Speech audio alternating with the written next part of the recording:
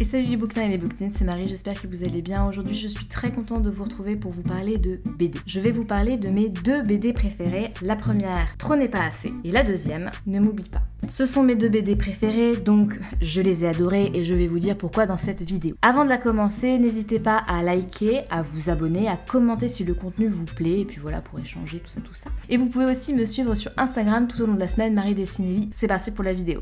On commence par Trop n'est pas assez de Uli Lust, publié chez Ça et Là en 2010 et traduit de l'allemand par Jörg Stickan. Un mot sur l'autrice. Donc Uli Lust naît Schneider en 1967 à Vienne en Autriche, Lust étant le nom de naissance de sa mère. Uli Lust donc est autrice, illustratrice et éditrice de plusieurs œuvres et aujourd'hui je vais vous parler de son roman graphique autobiographique qui s'appelle Trop n'est pas assez. Au niveau du résumé, on suit Uli qui a 17 ans. Donc l'autrice nous raconte un passage de sa vie alors qu'elle a 17 ans. À ce moment-là, elle est punk et elle décide de partir comme ça sur un coup de tête avec une copine qui s'appelle Ellie en Italie 2 mois. Donc c'était entre août et octobre. Elle décide comme ça de partir, mais sans rien, comme ça, sans papier d'identité, sans argent, sans sac de voyage, avec simplement les fringues qu'elles ont sur elles et un duvet. Ce passage va se passer, donc elles vont vraiment découvrir l'Italie, elles vont visiter une grosse partie de l'Italie, elles vont rencontrer des gens et elles vont rencontrer aussi pas mal de galères. Avertissement, ça peut vous spoiler, mais je pense qu'il est important d'avoir cette information avant de commencer cette lecture. Dans ce livre, l'autrice Uli Lust nous raconte, son été, mais elle nous raconte aussi des passages difficiles lors de cet été-là, et notamment il est question de viol. Je passe à mon avis pour le livre. Déjà, la couverture m'a marquée, vraiment. Le fait que ça soit un rouge qui soit très marqué m'a attrapé le regard, on va dire, et le fait que ce soit le regard de Uli qui soit la quatrième de couverture m'a aussi interpellée. Le choix de la couleur, j'ai trouvé que c'était assez intéressant d'avoir ce rouge vif, vivant, vibrant, on va dire. J'ai trouvé que c'était hyper intéressant, et le contraste entre l'extérieur du livre et l'intérieur m'a aussi frappée. Je vous montre la première planche pour pas vous spoiler. On est sur des couleurs de vert, de gris, de noir et du blanc. Donc il y a vraiment un contraste entre l'intérieur et l'extérieur, et je trouve que c'est hyper intéressant d'avoir ces couleurs très moroses, très passées aussi, dans ce livre qui est autobiographique et qui fait partie donc du passé de l'autrice, et cette couleur hyper vive d'extérieur comme ça, et j'ai trouvé que c'était un choix hyper intéressant. Peut-être que c'est une interprétation ultra tirée par les cheveux de ma part, mais voilà, j'ai trouvé que c'était hyper intéressant. Au niveau du graphisme, j'ai beaucoup aimé le dessin, j'ai trouvé qu'ils étaient détaillés, que c'était explicite. J'ai beaucoup aimé les traits de dessin, j'ai vraiment accroché. Au niveau de la structuration, j'ai beaucoup aimé qu'il y ait certains passages de son journal intime de l'époque. À différents moments, on va avoir des portions en fait de son journal intime, et j'ai trouvé que c'était hyper intéressant pour étayer en fait ses propos et voilà, avoir un rappel en fait c'est pas une histoire, c'est la vie de l'autrice. Et j'ai trouvé que c'était hyper fort d'avoir ce rappel là régulièrement dans le livre. Au niveau de l'organisation aussi, j'ai beaucoup aimé le fait que ce soit dans les planches, j'ai beaucoup aimé le fait qu'il y ait des cases. C'est pas toujours le cas, et c'est vrai que moi ça m'a rendu ma lecture beaucoup plus fluide, beaucoup plus agréable, parce que c'est quand même une histoire qui est parfois difficile, comme je vous l'ai dit, et voilà, t'as pas envie moi perso, vous savez que j'aime ne pas me prendre la tête, j'aime avoir les informations et j'aime pas me bagarrer avec le livre. Et là, le fait qu'il y ait des cases et tout ça, je trouve que c'est bien organisé, on a bien la continuité de l'histoire, et donc ça vraiment c'est quelque chose qui facilite la lecture et que j'ai beaucoup aimé dans ce livre. Il y a aussi, faut que j'arrête de faire des tournages de pages comme ça quand je parle, il y a aussi des chapitres qui sont illustrés comme ça avec des dessins simples mais qui sont très explicites, avec un titre qui introduit donc le chapitre qui suit, et j'ai beaucoup aimé la police d'écriture que j'ai trouvé vraiment très originale. Donc au niveau de l'esthétisme de façon générale, j'ai beaucoup accroché et j'ai beaucoup aimé. Au niveau de l'histoire, l'autrice nous raconte l'été de ses 17 ans, elle nous raconte ce qui s'est passé, ses rencontres, ses galères, et voilà, je vous en dirai pas plus parce que ça n'a pas grand intérêt et ça va vous spoiler. Par contre, ce que je peux vous dire au niveau de l'écriture, j'ai trouvé que c'était hyper intéressant la façon dont c'était écrit. J'étais hyper admirative de l'autrice, déjà d'avoir réussi à relater un passage de sa vie qui a dû avoir beaucoup de conséquences sur sa vie actuelle, avec des passages difficiles. J'ai été impressionnée de l'objectivité du récit. L'histoire est racontée par Uli, 17 ans, qui pourrait très bien être une autre Uli que l'autrice. On a les réflexions d'Uli, on a certains ressentis du personnage, mais il y a une réelle objectivité dans l'écriture qui m'a vraiment impressionnée. Le récit il est détaillé mais pas de façon sensationnaliste et voyeuriste, c'est vraiment raconté de façon neutre et c'est au lecteur en fait de faire son interprétation et de le charger affectivement et c'est pas du tout chargé affectivement dans le récit et j'ai trouvé que c'était hyper fort de la part de l'autrice. Au niveau des personnes, voilà, elle part avec une copine comme je vous l'ai dit au niveau du résumé. Ce que je vais simplement vous dire c'est je vais vous parler d'Ully qui est le personnage principal et qui est l'autrice. Ully est un personnage qui m'a beaucoup impressionnée, que j'ai trouvé hyper courageuse, que j'ai trouvé très attachante.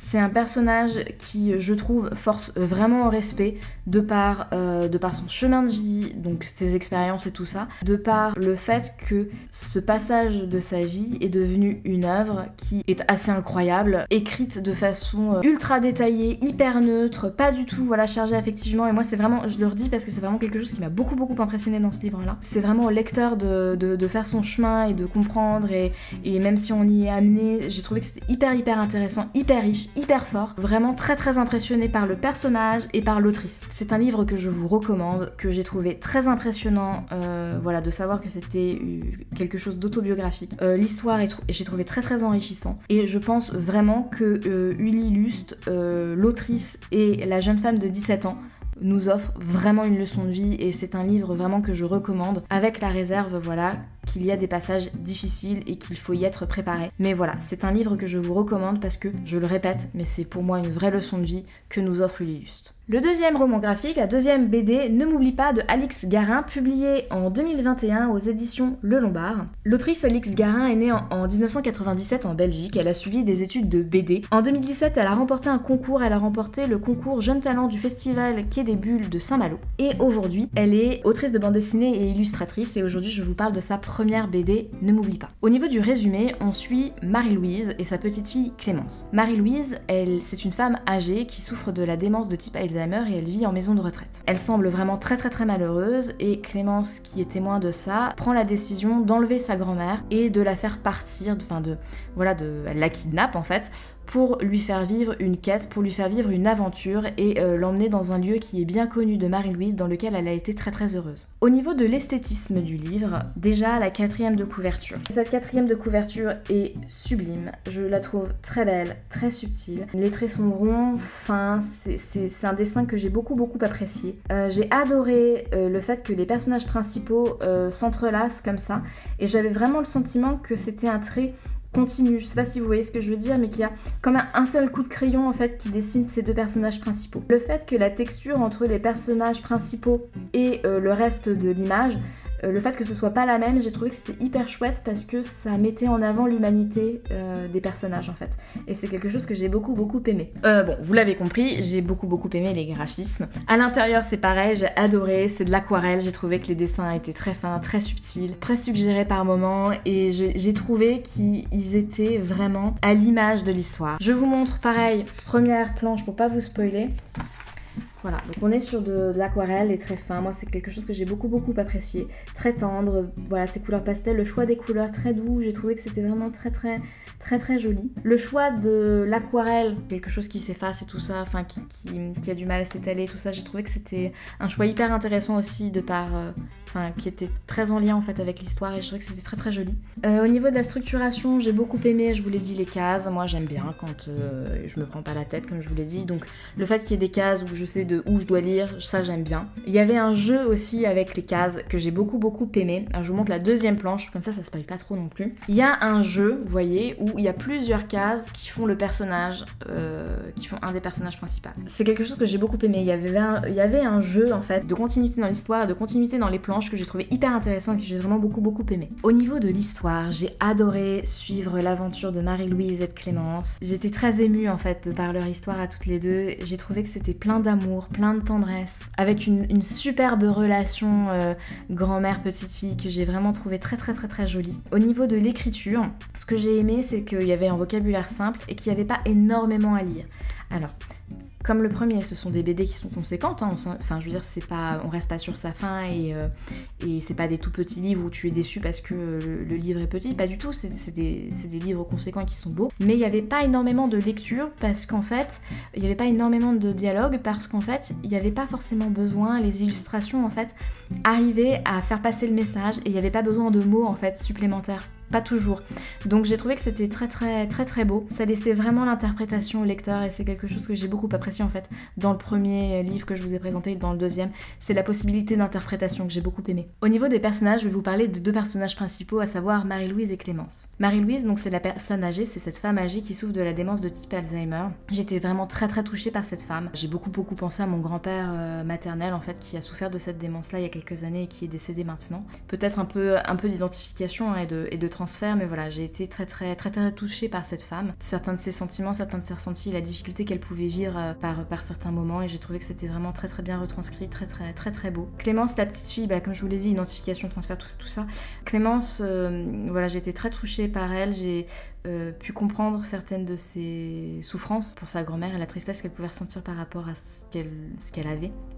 Donc j'étais très émue en fait de par ces deux personnages là parce que voilà je pouvais transposer. Pour ce qui est de la relation qu'elles avaient l'une avec l'autre, j'ai trouvé qu'elles avaient une très jolie relation, pleine d'amour, pleine de tendresse, beaucoup de patience, pas de jugement. J'ai trouvé qu'elles avaient une très jolie relation. J'ai trouvé que cette BD était vraiment très touchante, très sincère. Je sais pas à quel point elle est autobiographique. J'ai trouvé que c'était une BD qui était très intéressante parce qu'elle montrait quand même l'impact de cette pathologie sur la personne et sur ses proches. Et je pense que ça peut être vraiment à but éducatif. Alors tous les livres sont plus ou moins éducatifs, hein, mais celui-ci, je pense qu'il peut vraiment avoir matière à éduquer les gens sur cette pathologie-là, en fait, qui est pas toujours très connue, et à aussi faire déculpabiliser les proches, en fait. Et je trouve aussi qu'il est mis en lumière l'importance, en fait, de l'accompagnement adapté pour ces personnes-là. Donc c'est vraiment un livre que je trouve hyper beau, hyper émouvant, hyper touchant, hyper sincère, très délicat. Enfin vraiment c'est un livre qui m'a beaucoup plu et je vous recommande pour toutes ces raisons-là. En conclusion, vous l'avez compris, j'ai adoré ces BD, je vous les recommande toutes les deux, avec la réserve quand même pour Trop n'est pas assez qu'il y a des passages assez violents et assez difficiles. Mais je vous recommande ces deux lectures qui sont vraiment pour moi des leçons de vie en fait et qui ont vraiment des buts éducatifs dans les deux cas. Et je trouve que c'est vraiment des BD qu'il faut lire. J'espère que cette vidéo vous a plu, si c'est le cas n'hésitez pas à la liker, n'hésitez pas à vous abonner si le contenu de mes vidéos vous plaît. Vous pouvez aussi mettre des commentaires si vous avez lu ces livres-là ou si vous envisagez de le faire. J'aimerais bien avoir vos avis, vos retours. N'hésitez pas à me suivre aussi sur Instagram tout au long de la semaine, c'est Marie Destinelli, vous savez déjà mais je vous le redis. A très vite pour une prochaine vidéo et d'ici là portez-vous bien, salut!